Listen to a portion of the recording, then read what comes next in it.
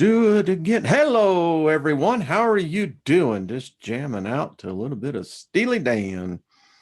Prior to that was Gordon Whitefoot. So anyway, how you doing? It's Friday, everyone, and I hope you're doing good and that life is treating you well.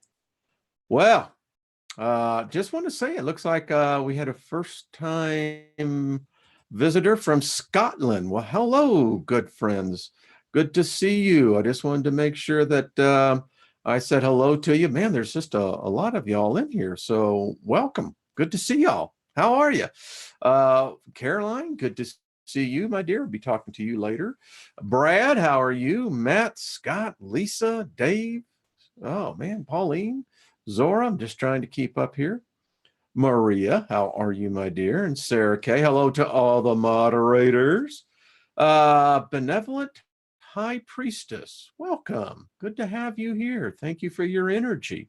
Very, very glad that you're. It's very cool. Hey, Sherry, how are you, my dear? Marion, good to see you.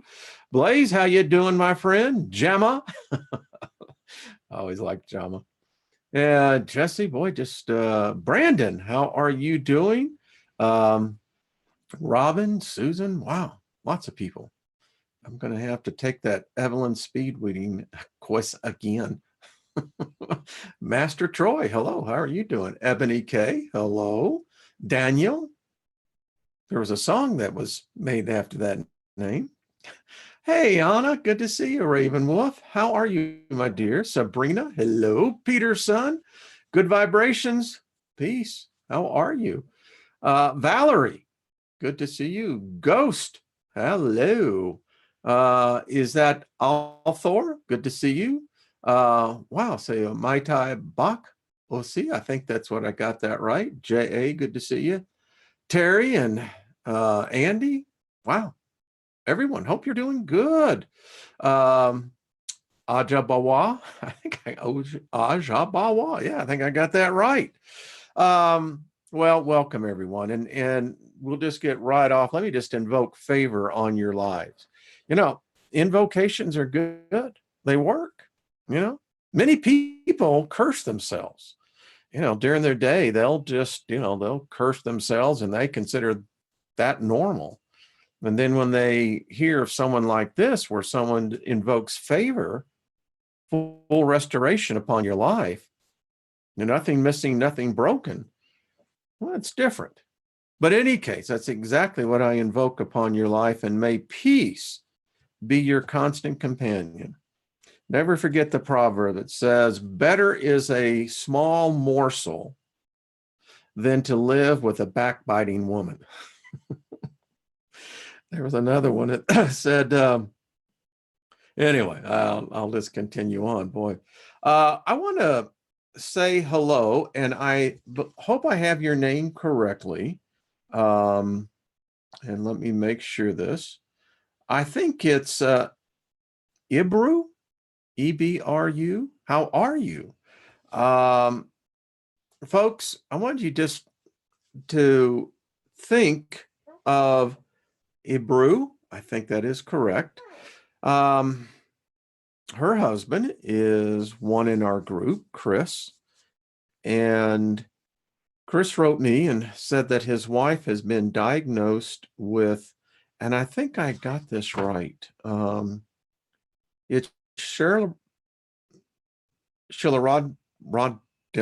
Anyway, it's a very painful ailment. Can be life-threatening. And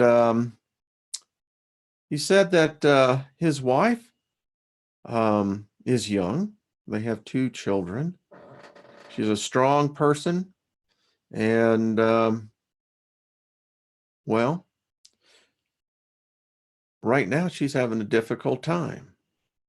So I just want to say, Ibrua, I think I got that right. I hope I do. Forgive me if I don't. But we just send you love and favor. You're not alone. I know it can get difficult. The theme of the program today is reality. And the only real reality is mine. I'm allowing you in my reality,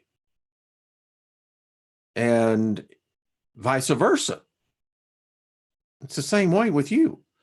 And sometimes when the body is being attacked, it really can draw on the spirit, because that's where the body's pulling the energy from. And it's all right to take a break. It is. And I know you're surrounded by love. And so I just sense that you're going to turn the corner on this, and much more better reports will come out. All right. Well, good. Plus, let's see. Okay, I did not see that, Caroline, so I'm not sure what that is, but yeah. So everyone, just send love. You know, we're going to have a healing program. Not tonight. Got something I have to do, and it just coincidentally, for the last 2 Friday nights, something has taken my time. So we're going to do this. Boy, I tell you, a lot of people need healing. And I think this is just the group to help do it. I know that for a fact. So I want to give a big hello out to everyone at the Nature Kiss. Yeah. You folks are the best out there. So just want to give you a hello. How you doing? Also, I want to say thank you to the professor who wrote me the email. These last couple of programs, yeah, they're intense, they're deep, but they're designed that way. We've got too many distractions that distract us and keep us busy. For the most part, that's why we have such an addiction to the smartphones now. I can remember back in '99 when I was in Austin, Texas. Was a CEO of a company there, and we had never even heard the term smartphone.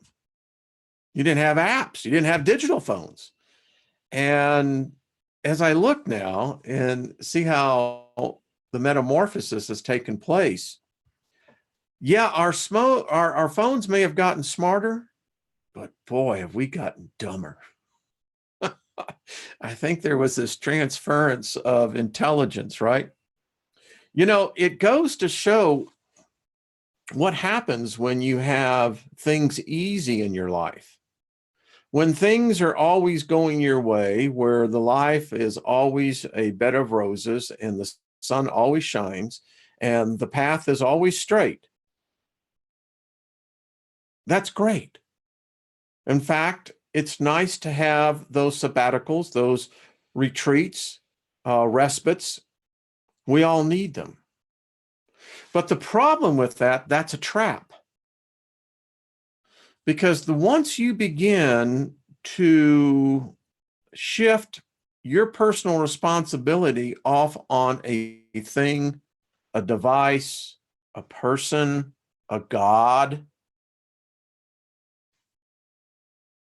you're no longer at optimum performance spiritually, mentally, most likely physically.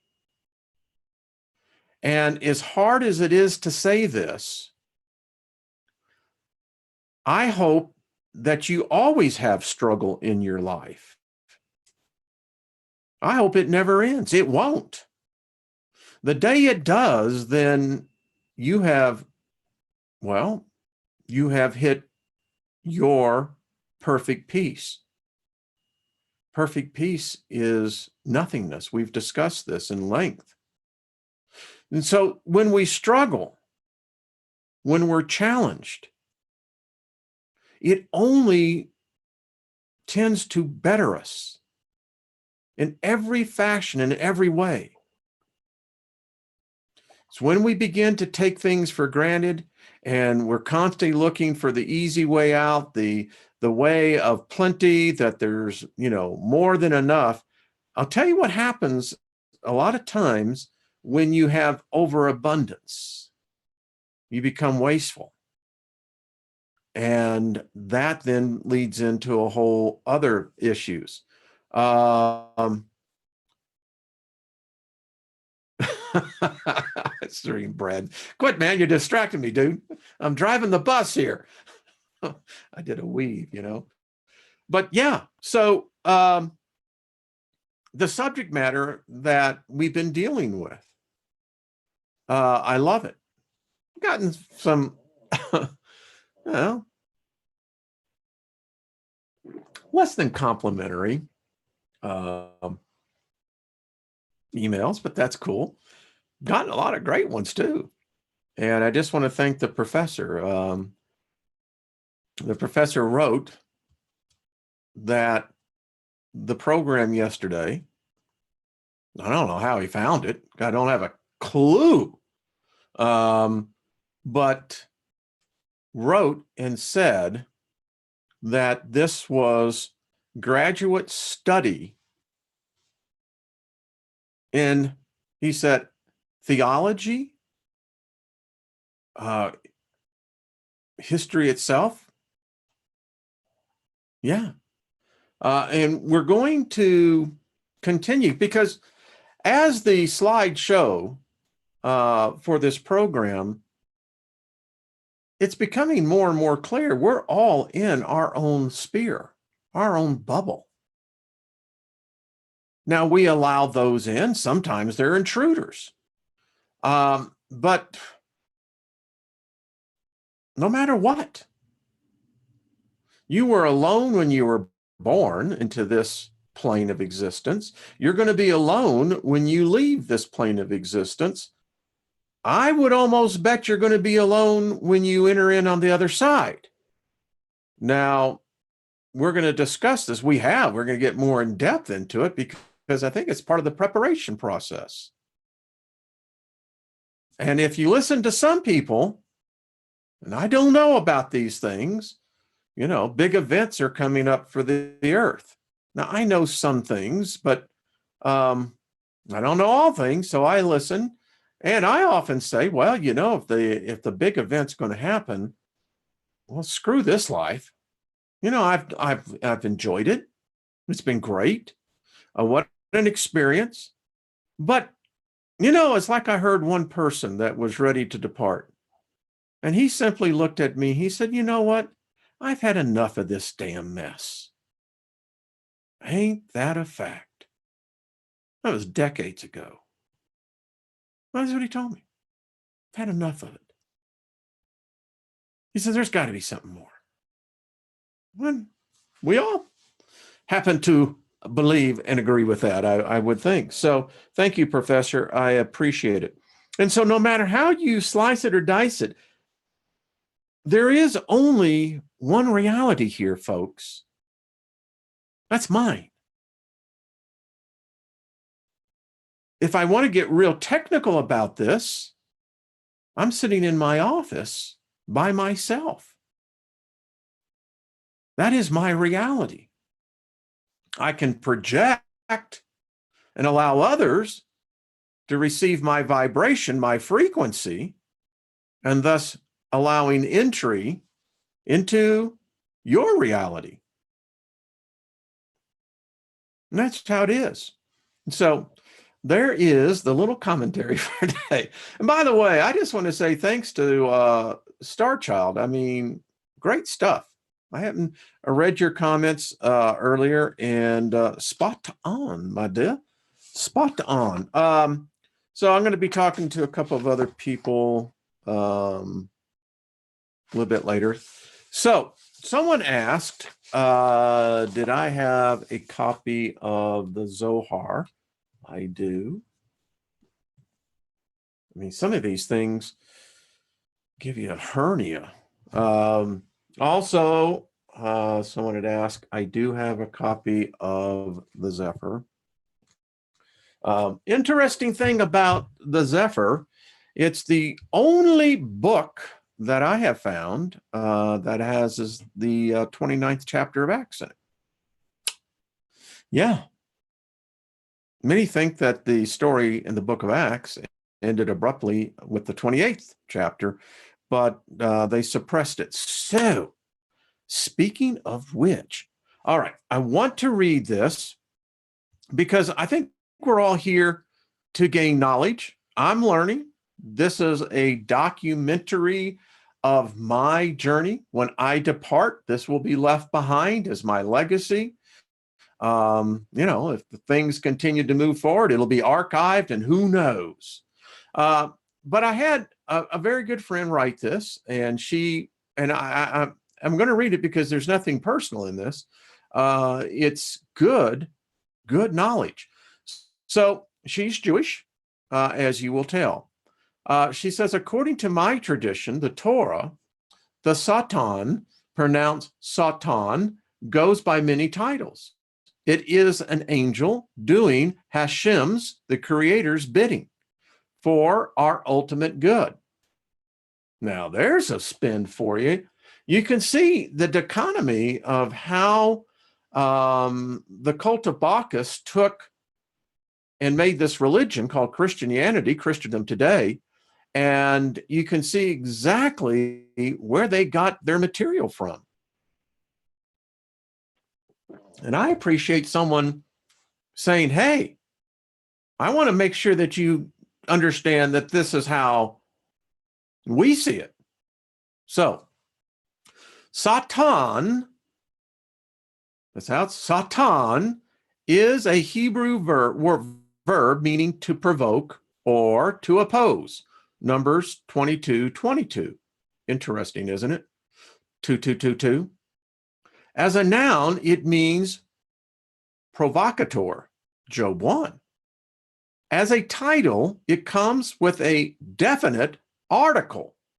The Satan is, so it's more of a job description than a name. How? Now, it fills in a lot of the gaps, folks.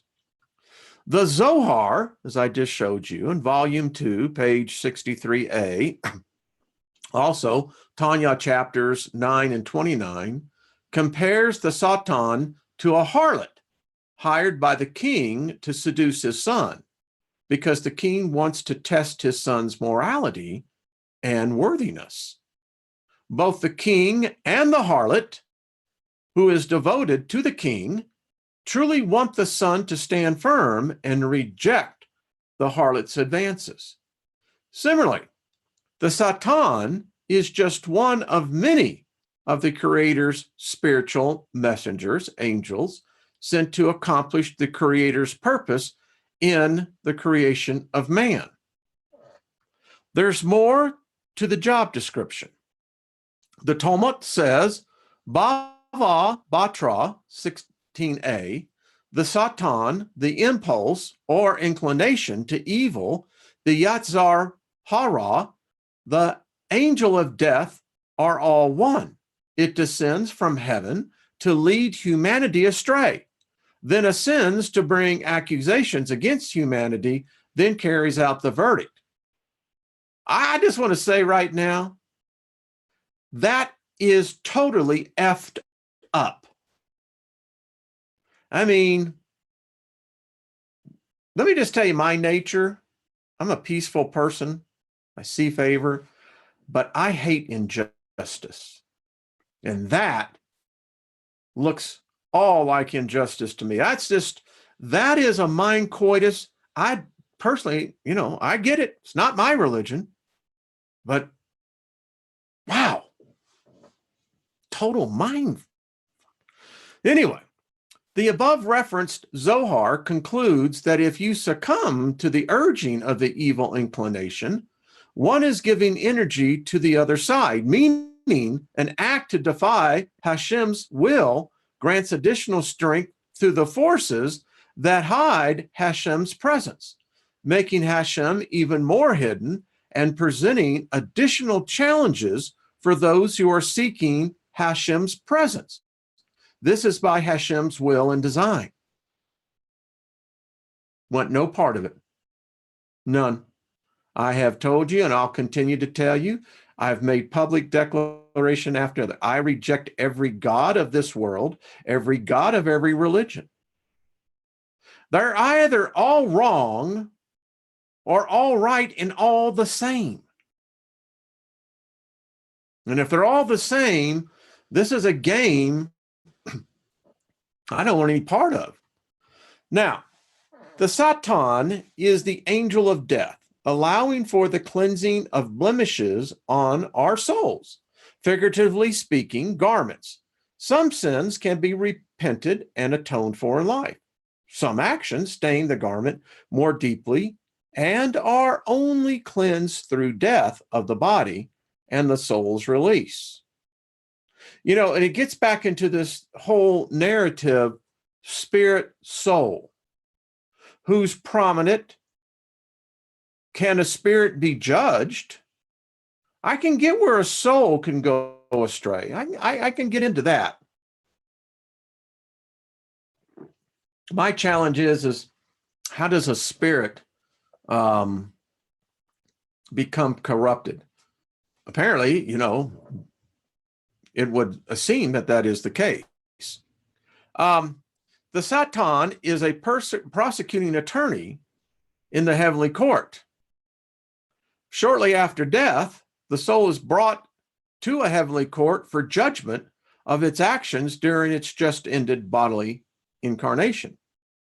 There is a prosecutor, the Kat-Ra-Gor, and a defender, the Shah-Nagor, I think, witnesses, and an account of the soul's actions, written each night in the higher realm by the part of your soul that ascends each night as you sleep, astro projecting. Hey, that's what it says.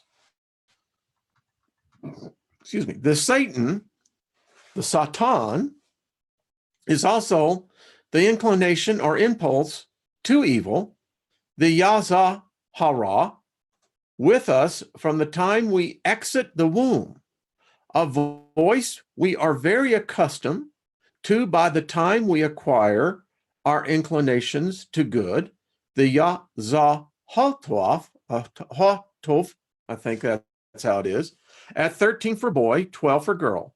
Only after this age is a person held personally accountable for their actions, when they have both the inclination and thus a choice. And I'll just continue. I'll keep my thoughts to myself on this one. This inclination to evil offers resistance, allowing us to strengthen our spiritual and moral muscles. If you will, as I have mentioned in previous emails to you, if I recall correctly, and you do, there is no fallen or rebelling angel, no pitchforks and flames of hell for a domain. It is an angel with no free will, a messenger fulfilling the Creator's will to strengthen and challenge us for our good. Well, okay. I can dig that.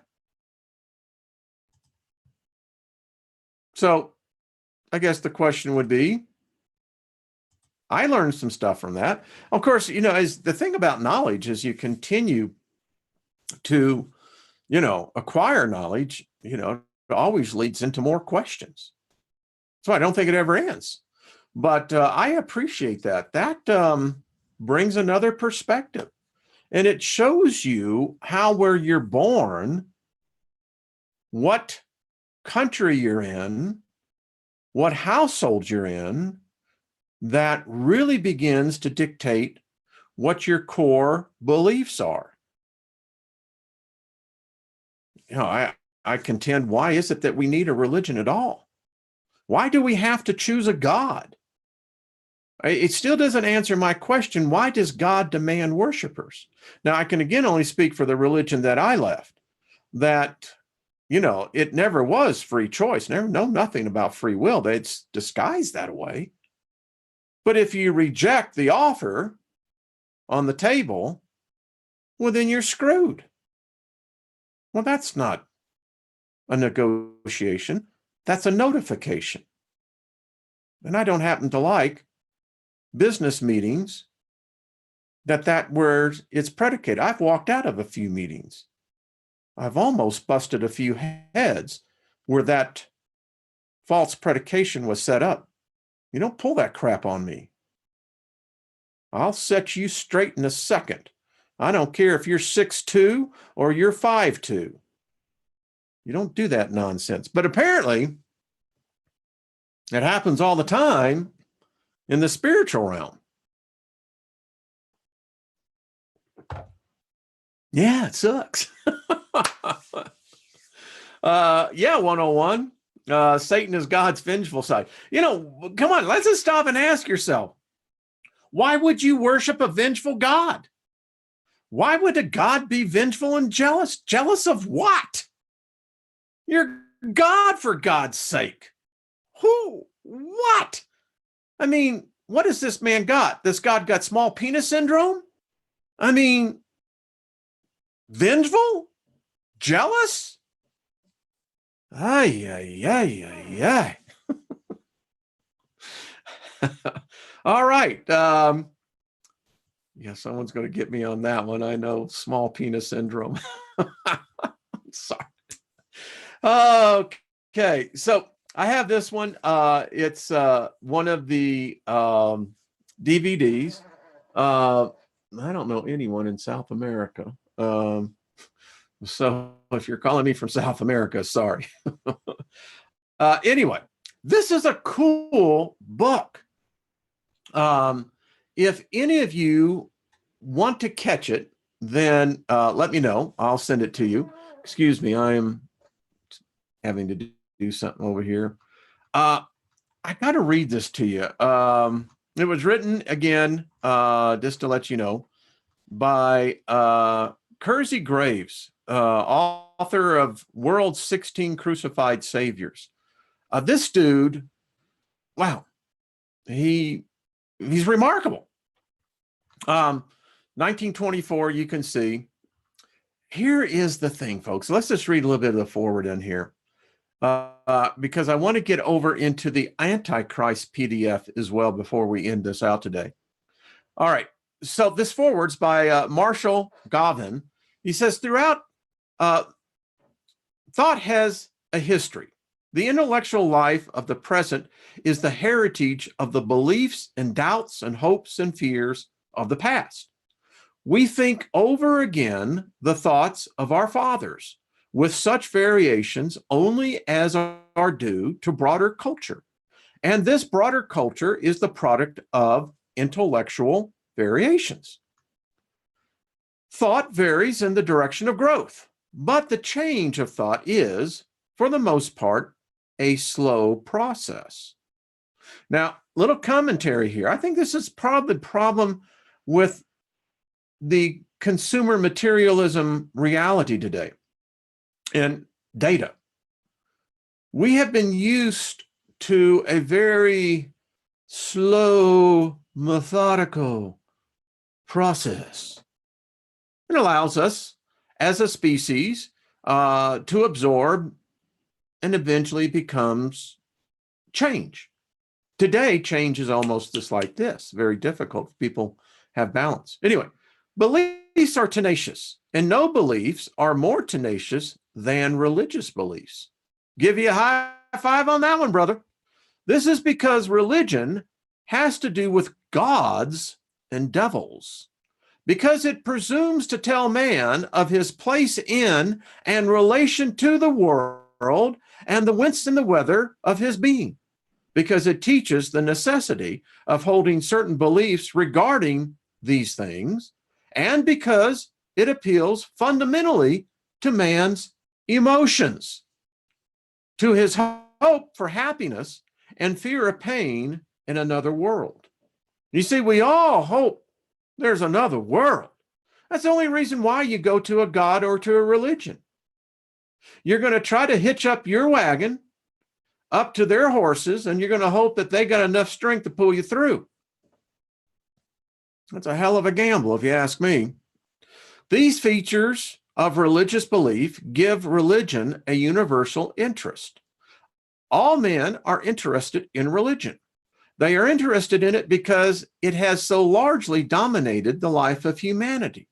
Because for countless ages, mankind lived and thought and suffered almost wholly within the confines of religious sanctions. because every step the race has taken in the direction of intellectual progress has been taken in defiance of religious authority. Because the whole range of scientific culture of our time regarding man and the universe is a challenge to, and is challenged by, the religious notions that have come down to us from the distant past. Here we are, almost a century later since this was written. How little has changed. Accordingly, the Christian and the deist, the theist and the spiritualist and the agnostic and the atheist are equally interested, though from different points of view, in the story of humanity's religious beliefs. The history of the world's religious thought. Without a knowledge of man's past, his present cannot be understood. You want to know why there's so much confusion? Because the past history that was written, we know was a forge. We know that it was altered, redefined, rewritten in the viewpoint of agenda of the victor, not the victim. Yesterday's beliefs are keys to the doors of today's thoughts. From what yesterday's religion was, the religion of today has become. And on the foundations we lay down, whether flimsy or secure, the superstructure of tomorrow's thought will rise to challenge the winds of change and to be tested by the stressful storms of science. At the bottom of the religion of the Christian world has even been and is the belief in an eternal fiery hell, presided over by a devil, the prince of fiends. The church has ever taught and still teaches that the faithful, the devout, and at best, but a mere few will be chosen to share the eternal glory of God's presence in heaven, and that the countless billions of unregenerated, unredeemed will be tortured forever in the flames of hell under the everlasting surveillance of the devil's malicious leer. So, right here, folks, they admit God, Satan, the devil are in cahoots with one another. There is no difference in their theology, their ideology. It's the only way it can be. Why would the devil want to do anything that would please or anger the so-called God that he's at war with? We just read how Eastern philosophies look at it. Completely different. A lot different than this. This atrocious doctrine, the doctrine of eternal punishment for unbelievers, has been, in every age, the mainspring, the driving force of Christianity. Armed with that belief, the church launched itself upon the Roman Empire, destroyed the pagan religions, extinguished pagan culture, overthrew classical civilization, and ushered the world into the Gnosm gulf of dark ages. Think about this. I do. Been studying it for decades. The Dark Ages. We just read how yesterday's beliefs are the foundations of the beliefs today. Now, we're going to do a little more reading here because I want to let you know the true story of Constantine. I'm going to tell you the true story that's not been approved by the Vatican, not been approved by the Protestant Church. They don't want the story out because it exposes this deception. Fired with that belief, the church filled the world with religious hate, with fanaticism, with intolerance of science and reason. Urged to desperation by that belief, the church established the Inquisition, filled the Christian world with spies, informers, and for a long succession of generations, imprisoned and stretched on racks, burnt alive the noblest, the most progressive men and women of our race, because they had brains enough to think and courage enough to express their thoughts. Yeah.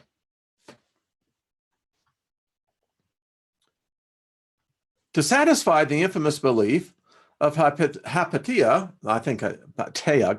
and Huss, Bruno, Fanini, Servetus, Ferreira, with innumerable martyrs filling the way between the Greek teacher in the 5th century and the Spanish educator in our day, sealed their convictions with their blood and gave their ashes to the wind. The belief in eternal punishment gave the world 1,000 religious wars. It put a ban on investigations. It gagged honest thought. It made ignorance universal and progress impossible. It put the world beneath the feet of priests. For more than 1,500 years, the insane notion that a hell of flames awaits the souls of unbelievers in another world did more than any other single thing to transform this world into a kind of hell. Folks, I contend today we are already living this hell. They did not think that it would give manifestation. I say today, in 2019, the world is a more deprived, miserable place to live than it was 2,000 years ago.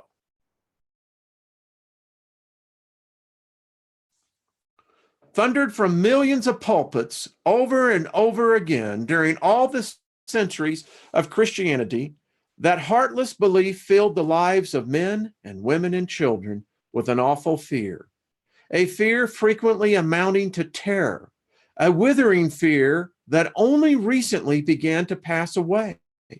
Think, for example, of these terrible words from the lips of so otherwise good a man as the Reverend Charles H. Spurgeon, the eminent Baptist preacher on the London Metropolitan Tabernacle only a generation ago. I studied this man's sermons, know him very well. Anyway, I know exactly where this came from. Only conceive the poor wretch in flames. See how his tongue hangs between his blistered lips, how it excruciates and burns the roof of his mouth as though it were a firebrand. Behold him crying for a drop of water. I will not picture the scene. Suffice it for me to say that the hell of hells will be to thee, dear sinner, the thought that it is to be forever. Thou shalt look upon there on the throne of God, and on it thou shalt see written forever.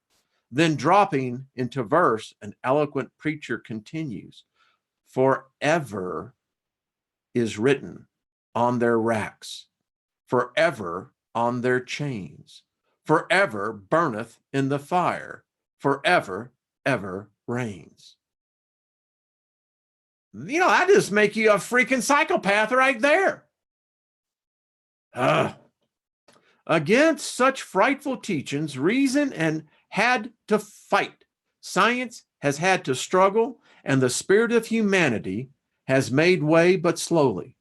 The emancipation of the human mind is, as yet, far from complete. The old thraldom still maintains an ominous dominion, the old ways of thinking. The chains of fear still bind the beliefs of scores of millions, dare I say billions.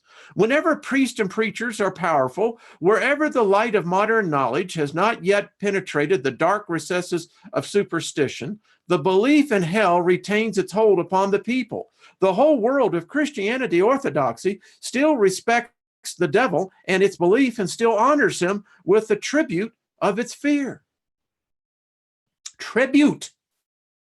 And the ignorance and the despotism, the confusion and war that still darken the face of civilization are part of the price humanity still pays for being deceived by a false religious doctrine that has, in every Christian age, diverted man's mind from the cultivation of those concerns upon which rest his welfare in this world.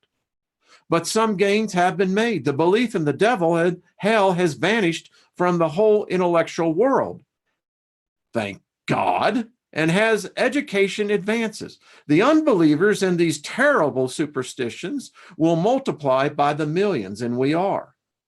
The mission of education, of modern science, and historical criticism is to win the world for enlightenment. And that goal will be reached eventually, in spite of the puerile preaching of priests and the fulminations of the fundamentalist. But while the devil and his fiery dominions are disappearing from the realm of man's beliefs, it must be borne in mind that beliefs in his satanic majesty and in a place of endless torment for the major portion of mankind are vital to Christianity. The reality of Satan is as plainly taught in the New Testament as is the reality of Christ. It was Satan who tempted the Son of God at the close of his 40 days of fast. It was Satan who carried the younger God to the pinnacle of the temple and the theme to the top of the mountain and offered him the kingdoms of the world in exchange for worship. And again, according to the New Testament, Christ cast devils out of human beings. Moreover, Christ threatened men with eternal punishment of hell. If these representations are not true, if the devil is only a myth and hell but a figure of speech, the authority of the New Testament falls to the ground. With the devil and hell gone, salvation loses its meaning. The Savior is left without an office. The atonement remains unperformed. The wrath of God resolves itself into a priestly fiction. Christianity is seen to be not a divine revelation, but a gross superstition that has, for nearly 2,000 years, deceived, betrayed, and martyred mankind.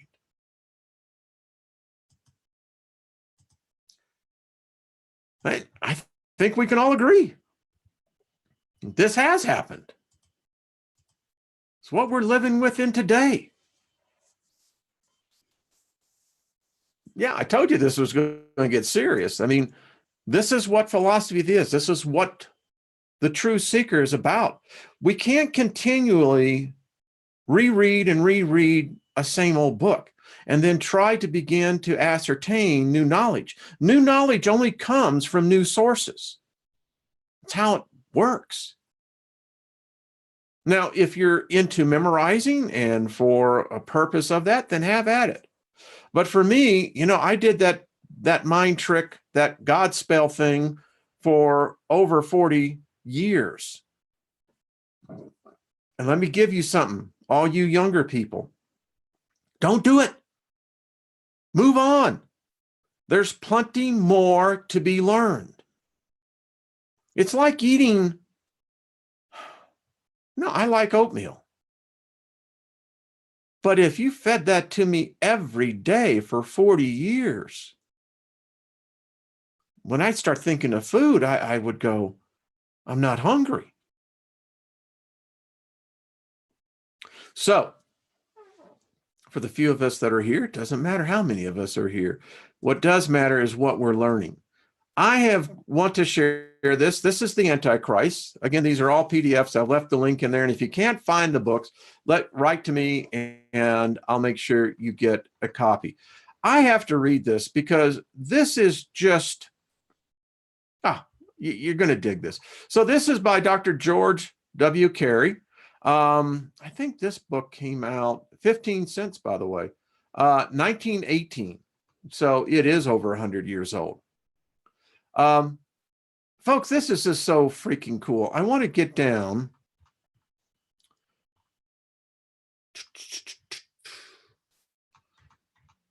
Give me a second. Oh, this is just such a cool book. All right, this is where I wanted to get. want to talk about Constantine. The church today makes Constantine this saint, this Roman emperor who apparently saw the cross in the sky and pledged himself to God. And then subsequently, I think Jesus came into the story. But remember, the name Jesus didn't exist with Constantine, didn't exist until literally the 1655, to be exact. So let's read about Constantine, what really happened. During the first 300 years of the Christian era, all that has been above written was understood by the real Christians, the Essenes. They were murdered, they were butchered. And about the end of that time, the persecution of the Essenes by the priesthood became so marked that they met in secret and always made the sign of the fish. That's where your fish comes from, not what you think.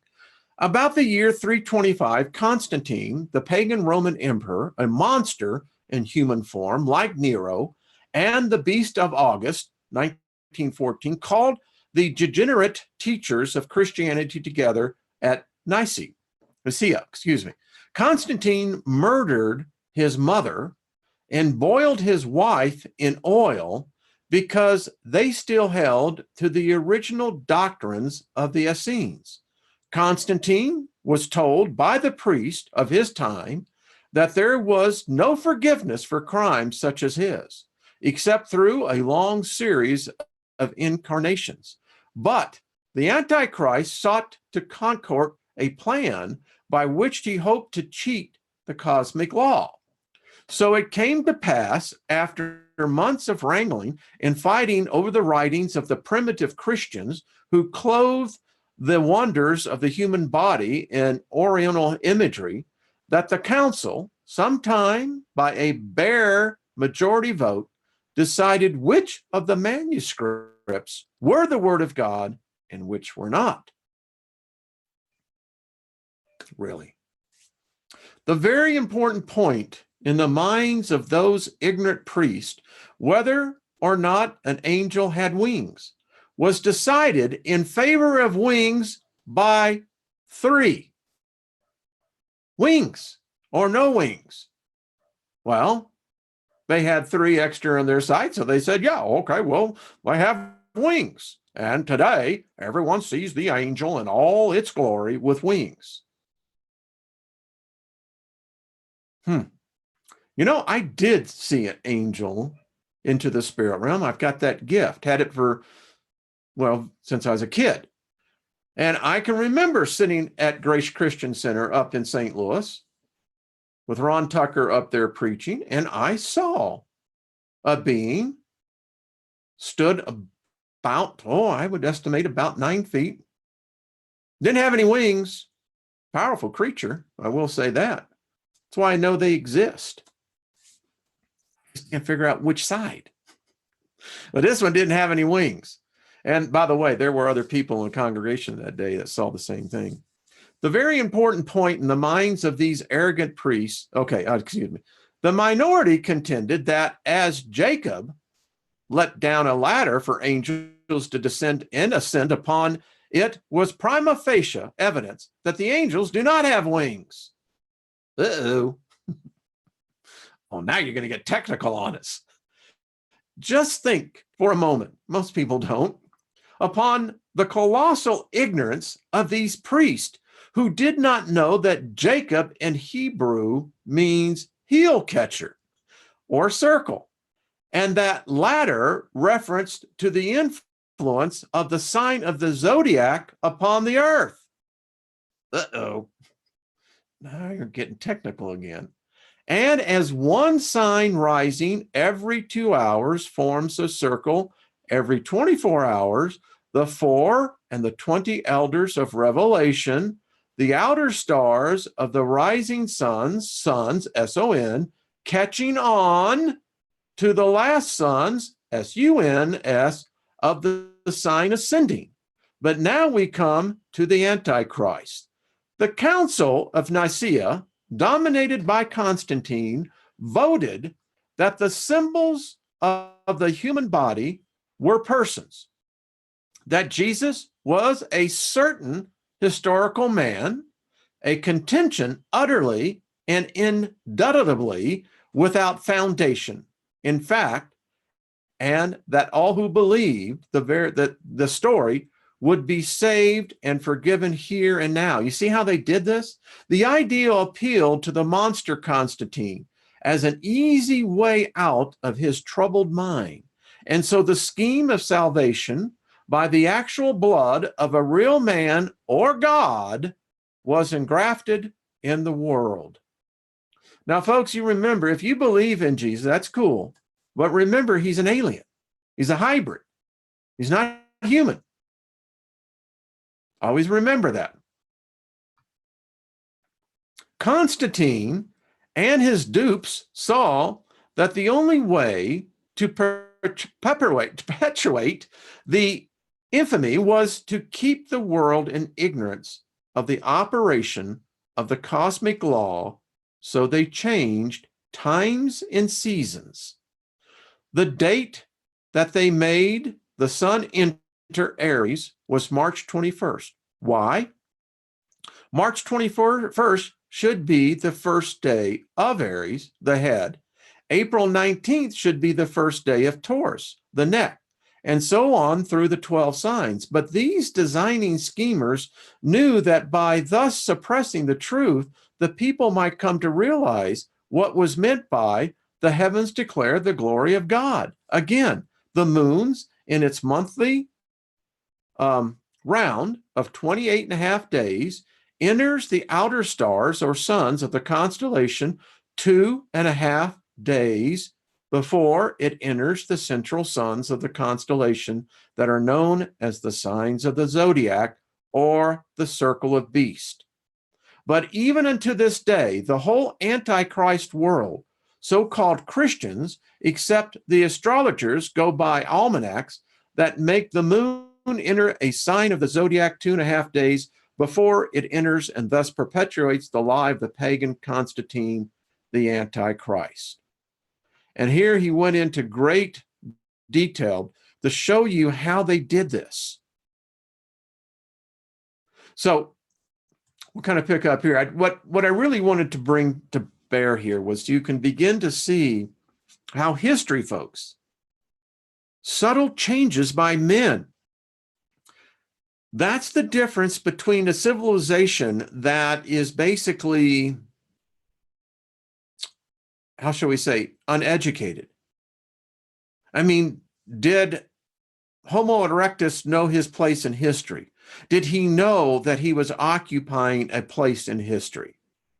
The first ones that we have evidence of that is whoever buried the artifacts up there at Göbekli Tepe. Then we have the Sumerians, which really, I think, really came from the Chinese. And when we see a culture begin to understand its place in history, that's when they start writing. And so when you begin to see Rome was unchallenged, it was collapsing in Constantine's rule. And if you ever want to read a good book, read the Two Babylons. You'll see how Rome and the Vatican became all this. The point to all of our study this week is to show that in our nomenclature today, we so casually, que sera, sera, interuse of terms, words, expressions that are so often a carryover from where we came from. And we begin to intermix those vernaculars that they become very common to our speech. And as a result, it trips us up so often.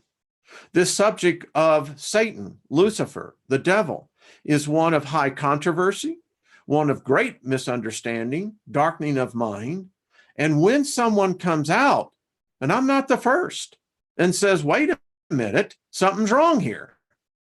Either the creature cannot exist just by on the evidence alone. It is a myth, as so much of what is being taught is, or if the creature does exist, then as you can see, there's a varied opinions as to the role, the purpose, and the meaning of the creature. And this leads to confusion, fear. People become afraid. And we've got to stop that, folks. It's a process. And that's what this channel is about.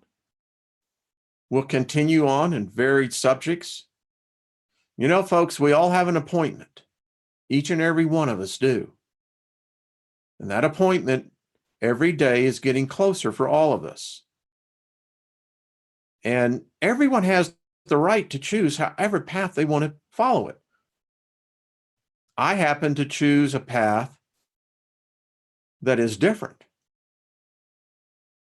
And oddly enough, as I've seen in my genealogy, there are those in my bloodline that apparently have been line steppers before. Yeah. Some died, as I am learning for that. But we all have a fate to fulfill, do we not? I do believe we do. Well, folks, I won't be on the show tonight. Next week, got Dr. Ram coming. And then the week after that, we're going to have our healing thing. I think that'll be kind of cool. So be good to yourselves over the weekend. I'm going to be spending a lot of time reading, and because I have got freaking books piling up. Just want to thank all of you for just making my journey so much more pleasant. You guys are the best, and thank you. And thank you for teaching me. And I hope that I've been able to shed a little bit of light. It helps. Only takes a little bit of light, you know. By the way, speaking of light, allow me to show you something. I really want to show you where light, and let me get this. Give me 1 second, because we are finding things out about our universe where we thought it was all dark. Well, allow me to show you what we have discovered. Our technology is becoming better. This is Hubble.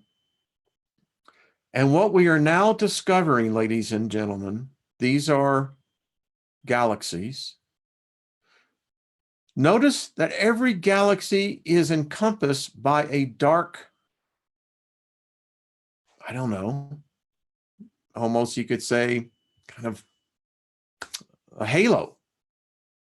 But what's more remarkable is that now we're discovering, we can't see it with our eyes, but there is light, ladies and gentlemen, through all of the known universe. This is a picture of that universe with the white light. I had to share that with you. I just think that that has got to be one of the coolest things ever. It just goes to show you, we're learning. We're learning things that our forefathers could never have even imagined. Our ancestors who probably saw a different sky, a different heavens. But now we're learning through our creation, our machines. Our machines are doing the bidding of what you could say an angel was doing, I guess. And now they're showing us it's not black out there. Dark matter may not even exist. We know it doesn't. We may have it all wrong, and apparently we might. All right, folks, be good to yourself.